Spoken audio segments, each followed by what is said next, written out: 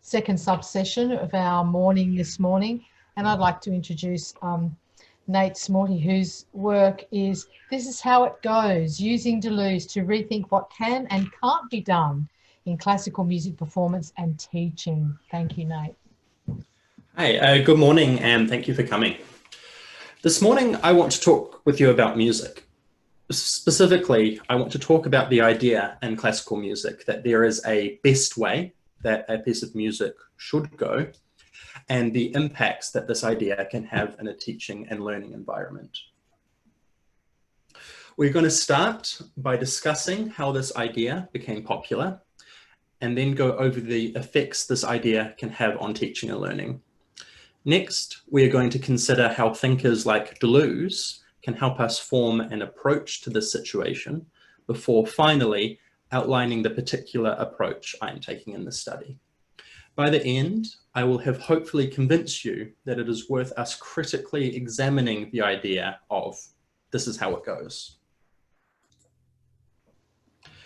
As we came out of lockdown, one of the things I missed most was the ability to eat out.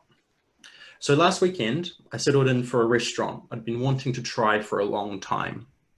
When the waiter came to take my order, I explained to him I didn't actually want to eat anything. I just wanted to browse the recipe. See, what a lot of people don't know is that reading over the recipe is much better than ordering the actual product because it's perfect. It hasn't had a chance for something to go wrong yet, for the chef to make a mistake. Of course, this didn't actually happen. However, a similar thing did happen in the 19th century when Johannes Brahms was offered tickets to attend a performance of a Mozart opera. Brahms declined, citing that he would prefer to sit down and read through the sheet music at home. For him, reading the recipe for the music was superior to experiencing the musical meal because the score was perfect. In a sense, the music hadn't yet had a chance to be ruined by the musicians. This story shows a shift of attitude which was happening among some of the leading musicians of the time. Before this point, the experience of the music had been king. Music was valued for its capacity to engage people. This was beginning to be challenged with an idea of the music as being represented by the score, the notes on a page. Reaching and engaging people was becoming less important than a notion of replication, of intellectual perfectionism.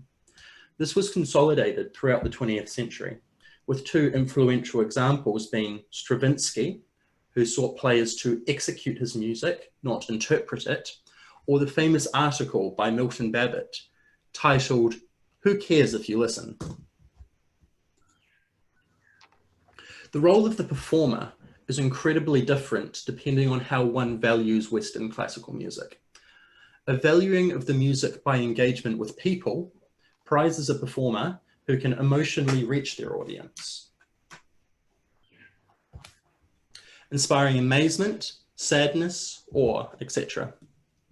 Within this mindset, theoretically anything is possible as long as it connects with the audience.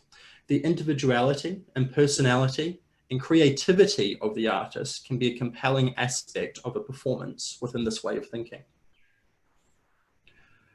On the other hand, a valuing of the music as replication desires a different type of performer. If the perfect version of the music is one represented by the recipe, then at best, the performer will not be noticed, and at worst, they will sully or ruin the music. In this paradigm, the performer thinks not of how to express themselves or engage the people around them, but rather of how to precisely execute a given set of instructions.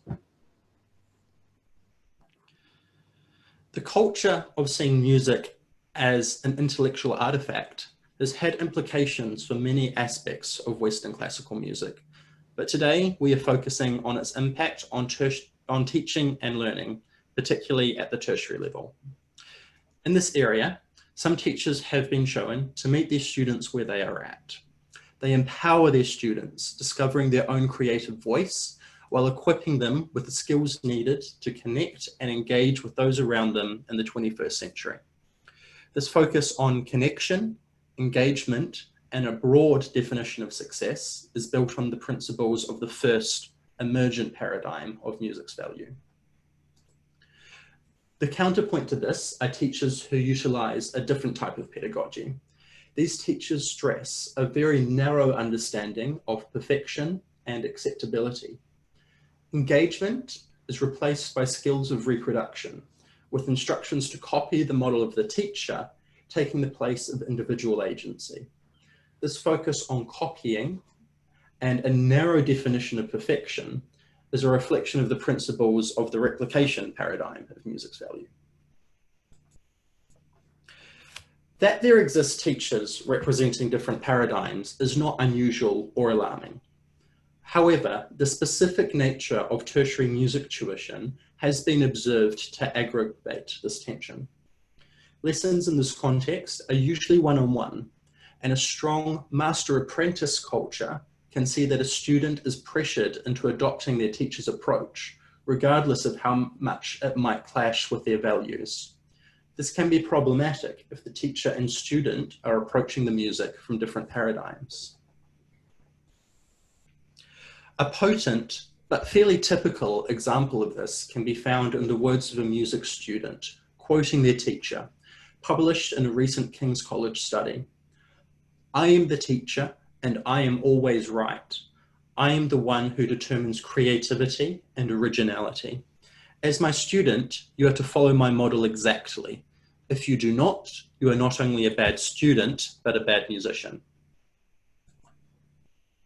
Summing up the situation so far, we have two contrasting value paradigms driving different modes of pedagogical behavior. When these values and behaviors interact in a closed one-on-one lesson with a heavy imbalance of power towards the teacher, there lies potential for a damaging conflict that often goes unresolved. Spending time with the literature, I was continually drawn to the idea that the pivotal difference between these paradigms is one of mobility. Is the music mobile, shifting, contingent on context and the people who create and engage with it? Or is the music a static concept, unmoving, a type of gold standard the performer either meets or falls short from? In this question, I found convincing synergy with the contemporary philosopher Gilles Deleuze. Vital to Deleuze's work is quite simply, the world is constantly shifting. According to Deleuze, attempts to resist this mobility by thinking of the world as static tend to lead to various negative results. Rather, Deleuze encourages thinking which accepts and aligns to the constant movement of reality. The application of Deleuze's philosophy to Western classical music are multiple and broad. The aspect I want to focus on today is Deleuze's image of thought being either like a map or like a tracing. A map is defined by movement. Whether the map is surveying a landscape or cities, roads, paths, or bridges, it connects with two important things. The first is how people have traveled in the past, and the second is facilitating a discussion of how people might travel in the future. On the other hand, a tracing is static. It is a fixed representation of how something is, a reproduction of a thing at a moment in time. Where a tracing is a fixed version of a past reality, a map is defined by its contact with the real and its usefulness in helping better future journeys.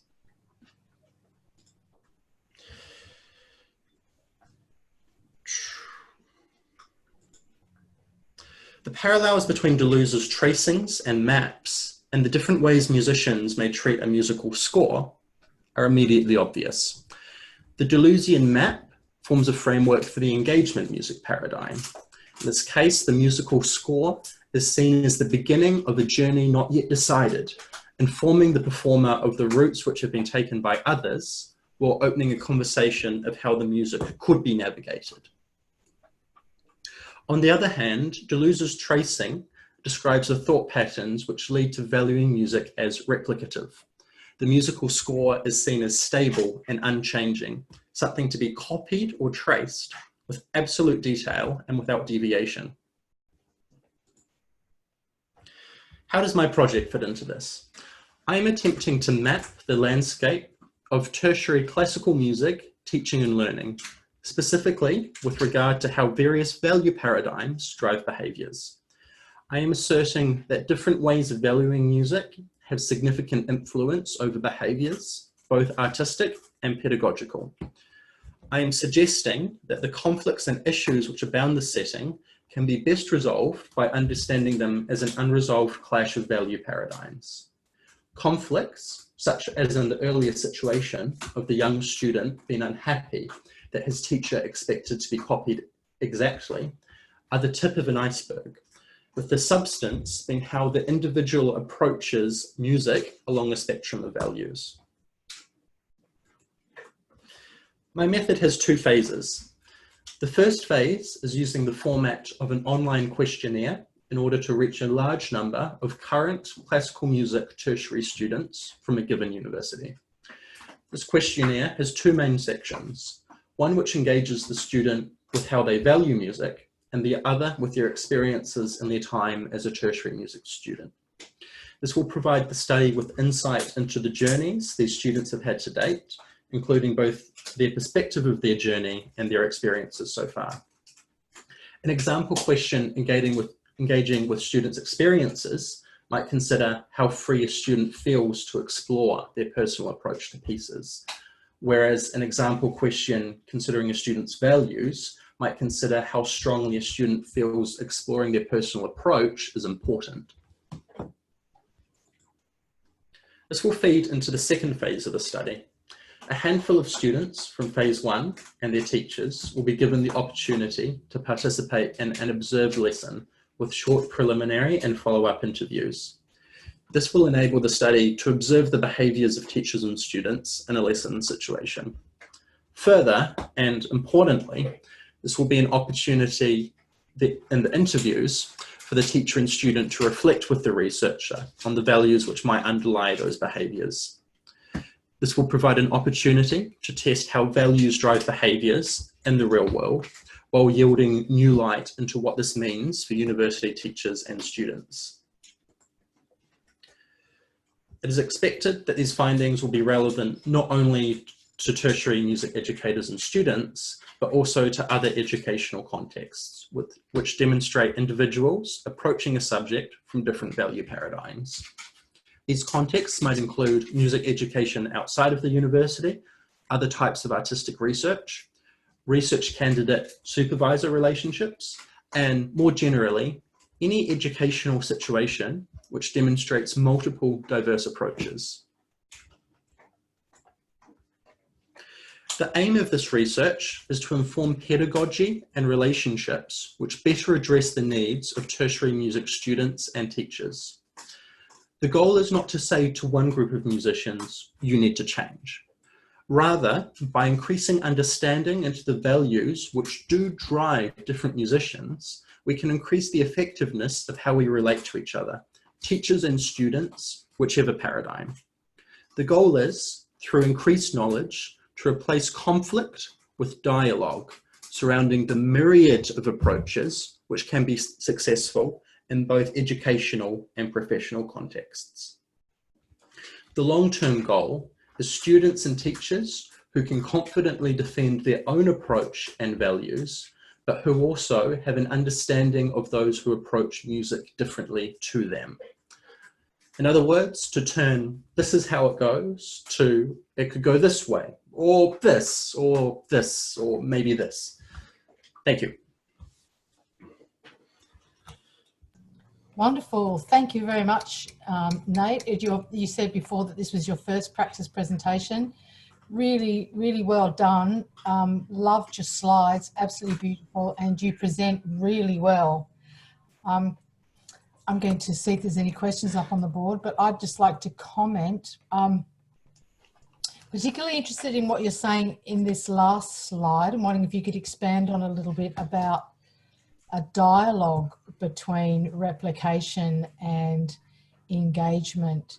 because resisting something can prove difficult. But I really appreciate and like the way you're saying that there can be a dialogue, because perhaps replicating a piece of music exactly could be an interesting experiment, and then doing something else with it could engaging with both rather than an absolute dichotomy. So I was just wondering if you could expand on that, because I found that a very interesting. Absolutely.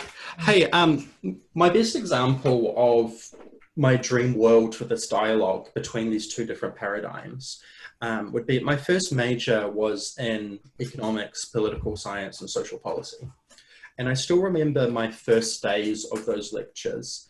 And my lecturer would have a really candid conversation with the entire class. And they would say, look, I lean center right, or I lean left. And this is what that means. And this is what I value. And this is what this means in terms of policy and things that I tend to. And they accompanied that with a discussion of, however, you can answer these questions, and we will be preparing you to answer these questions so you can defend it from both sides, so that you can see the values and the policies from both sides of the spectrum.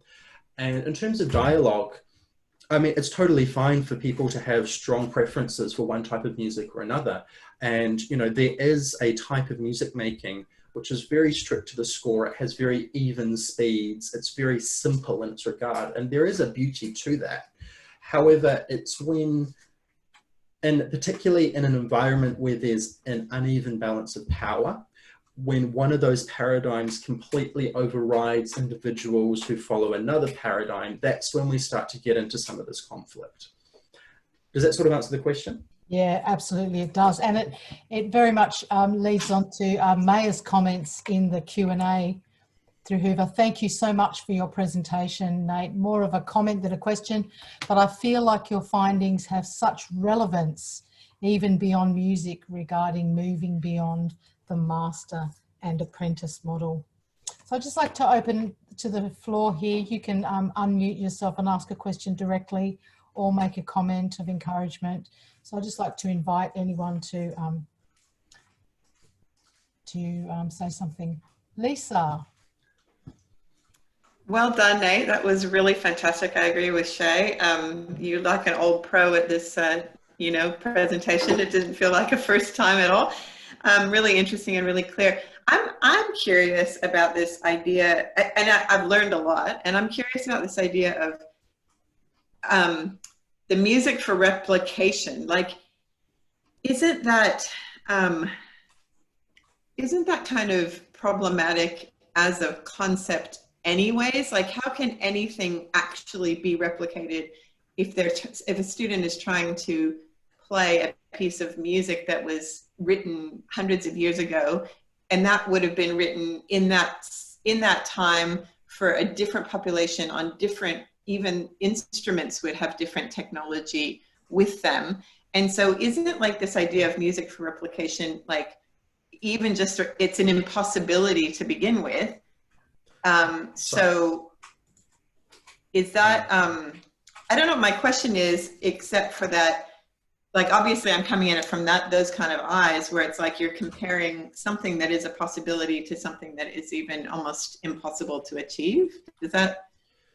Yeah, absolutely. And there are some academics I look up to a lot who sort of point out the inherent hypocrisy in what some scholars would call this authoritarian modernism. And in a sense, claiming that it has historical supremacy, so claiming that, you know, we replicate it because this is how it was beforehand, that is actually a nonsensical argument. However, on the other hand, there is a approach to music which likes to keep things very simple, which likes to sort of hide they might say, the ego of the performer behind something else of the music. That approach to music making has value, and there are examples of that.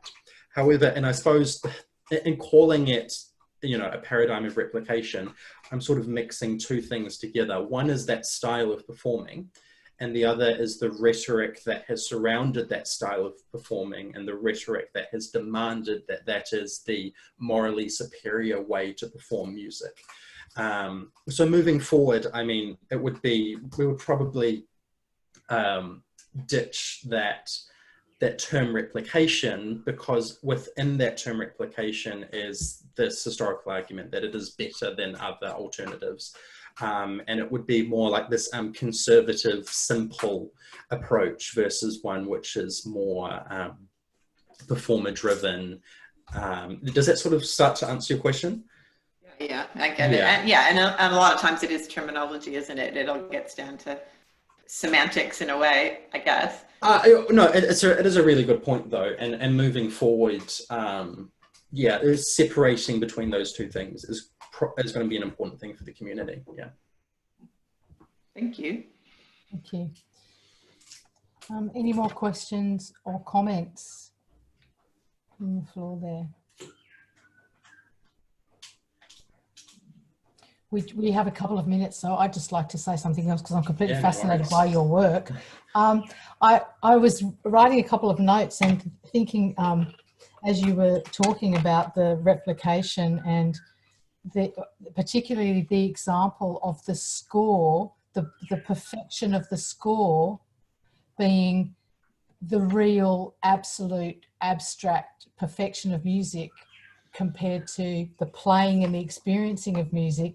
And I wondered, I don't know exactly the historical time of that, but I wondered if that was part of the whole movement of thought to consider the mathematical representation of reality to be more pure and more real than actually reality itself. And if we could focus on the mathematical perfections, we could engage with, which knowledge generally is moving away from now and coming back to the lived reality that actually changes. But it was like a revelation to hear you talk about that and thinking, wow, that even happened with music. That they thought that the little marks of perfection on the paper were more real and more important than even hearing the music. Yeah, absolutely. And I'm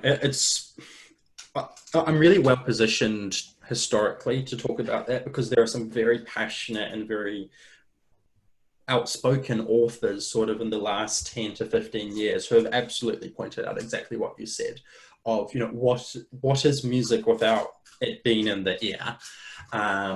What is, you know, when we first wrote it down, it was, no one would have thought that what we wrote down was superior to what was actually happening. That was just a concession so that we could sort of have a record of what happened and how that became flipped, and how that, you know, absolutely that I haven't thought about that before, but you're right, it did accompany that train of thought in other fields as well. It's funny when you look back at the beginning of the 20th century, when things like recording and things like computers were just sort of starting, and there were some very outspoken musicians at the time who said, you know, this is fantastic because we're going to be able to get rid of the performer. You know, we're going to be able to get rid of musicians altogether, and computers can do it because computers will be able to replicate this music exactly how it is on the page completely. And of course, you know, 100 years, this hasn't happened. And for me also, something that hangs over whenever you talk about classical music is this question, is classical music dead? And I fundamentally don't believe that it is, but when you look that 100 years ago, people were having these discussions of trying to remove people from the process of music, it becomes quite unsurprising that it has had this crises of becoming less relevant, because for a long time that was the dominant thinking, is they were trying to remove people from the process. So of course people felt less engaged with that process. Yeah, fascinating, absolutely fascinating. I love your comment, how can there be music that doesn't happen in the air? How can it be even music? You've given me so much to think about. There's a comment in the chat here from Jane, who wrote some comments in Hoover as well. She loved your presentation, Nate, and she says we have a lot in common. in the themes of our research. And you also invoked my memories of my flute teacher from my childhood. Yeah. I don't know if they're good memories or not so good memories, Jane, but thank you very much, Nate. Wonderful presentation and very interesting and fascinating work. I'm a classical music lover myself, so that's why I'm particularly interested in your work. And yeah, so we've got another 10 minutes.